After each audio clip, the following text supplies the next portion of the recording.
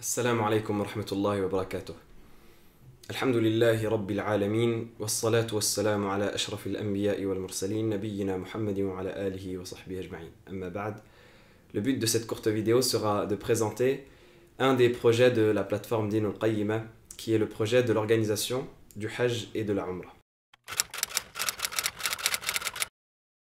Ce projet a vu le jour après avoir dressé un amer constat, qui est le constat des pèlerins et de leur situation, pour la majorité d'entre eux, en particulier ceux qui partent de France, qui se retrouvent en Terre Sainte sans considérer ce véritable don qu'Allah subhanahu wa ta'ala leur a accordé et sans profiter de cette occasion immense d'être dans ces terres bénies par Allah subhanahu wa ta'ala pour se rapprocher d'Allah et préparer leur au-delà. On trouve la plupart d'entre eux qui flânent dans les mosquées ou qui passent leur temps dans les futilités, dans les courses, dans le shopping, sans tirer de réel profit de leur voyage, tant au niveau spirituel, au niveau culturel, et tous les aspects qui sont relatifs à ce voyage béni.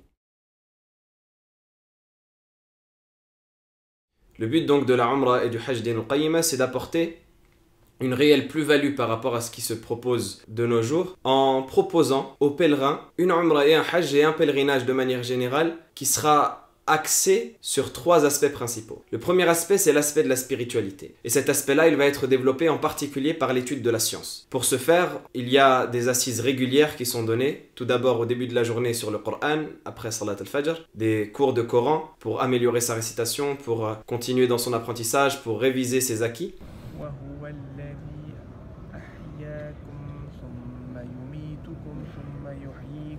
Mais également des cours sur les 40 hadiths de l'imam al-Nawawi rahimahullah ta'ala qui sont donnés avec chaîne de transmission.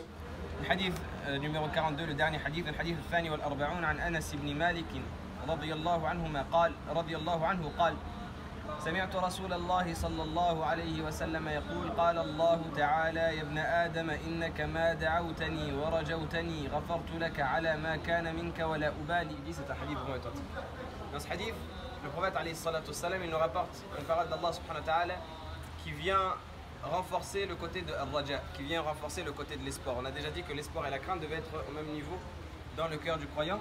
Et ici, Allah subhanahu wa ta'ala, il renforce le côté de al-raja, de l'espoir. Et d'autres épîtres en fonction du thème de la Umrah et du thème du Hajj. Chaque pèlerinage aura son thème particulier. La Umrah précédente était sur le thème Ibrahim, un modèle pour les croyants, et on a donné, walillahi alhamd, 4 conférences sur la thématique des rites de la Umrah et du Hajj en relation avec le modèle d'Ibrahim alayhi salam et la sagesse pour laquelle Allah subhanahu wa ta'ala a mis en place et a légiféré ces rites. Le dernier enseignement dont on peut profiter, c'est l'appel d'Ibrahim alayhi salam, comme on a dit, qu'est-ce qu'il comporte comme impact sur sa descendance, c'est-à-dire que Ibrahim alayhi salam a appelé les gens au bien et les gens des générations plus tard, jusqu'à notre époque, obéissent à l'appel d'Ibrahim, répondent à l'appel d'Ibrahim, répondent à l'appel d'Allah subhanahu wa ta'ala et viennent accomplir les rites de la Umrah et du Hajj. Et la Umrah précédente encore était sur le thème sur les traces de l'imam de Médine, c'est-à-dire le rite de l'imam Malik, l'école malikite, et on a pour ce faire entrepris d'expliquer le concis de l'Akhdari, rahimahullah ta'ala.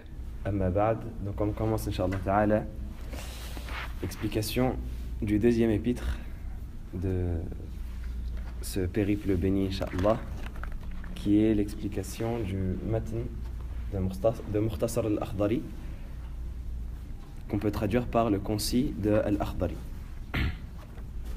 Donc premièrement, ce matn, cet épître-là, c'est un matn de base dans la matière du fiqh, de la jurisprudence, et plus particulièrement de la jurisprudence de l'imam Malik rahimahullah, c'est-à-dire la jurisprudence selon l'obédience ou l'école de l'imam Malik rahimahullah. Le deuxième plan est le plan cultuel, et ce car c'est le but principal de ce voyage, de la Umrah comme du Hajj, d'accomplir les rites pour Allah subhanahu wa ta'ala. Et donc la Umrah et le Hajj Din al-Qayyima proposeront aux pèlerins un accompagnement personnalisé dans les rites selon l'école de l'imam Malik rahimahullah ta'ala, tant dans les rites de la Umrah que dans les rites du Hajj. Tour, on la salue au 7e. Il est recommandé, si on peut, d'aller au Multazam.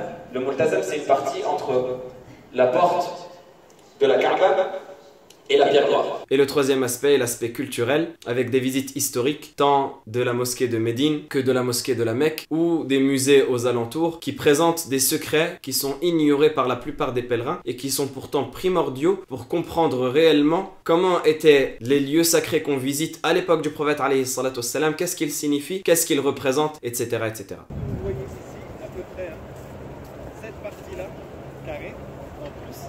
C'est la mosquée initiale du prophète alayhi salatu wassalam. À peu près, bien évidemment, parce qu'à l'intérieur, c'est un peu plus petit. Mais c'est là où tout a commencé, c'est cela que le prophète alayhi salatu wassalam a bâti. Les polythéistes étaient prévus de 3000. Il y avait 3000 personnes parmi les polythéistes. Les compagnons étaient 700. Ici, vous avez une maquette qui représente le chemin de la hijra, d'émigration du prophète alayhi salatu wassalam, avec les différentes étapes qu'il a parcourues, et le chemin également que parcouraient les gens naturellement, parce que le prophète sallallahu alayhi wa sallam a pris un autre chemin pour se cacher des polythéistes. Pour ce faire également, pour que le pèlerin soit dans les meilleures situations, un manuel est proposé qui reprend du début à la fin toutes les activités que l'on organisera durant le Hajj comme durant la Umrah, avec un emploi du temps détaillé du début à la fin de la journée pour que la personne ne soit pas perdue et ne soit pas laissée au dépourvu. Des présentations détaillées également des différents sites historiques, une exposition des rites de la Umrah et du Hajj selon l'école de l'imam Malik, etc. etc. d'autres contenus et d'autres surprises qui seront proposées aux pèlerins. On demande à Allah subhanahu wa ta'ala qui nous accorde la bénédiction et qui nous permette de profiter de nos œuvres. Wallahu a'lam wa sallallahu wa sallam wa barik ala sayyidina Muhammad wa ala alihi wa sahbihi ajma'in walhamdulillahi rabbil alamin.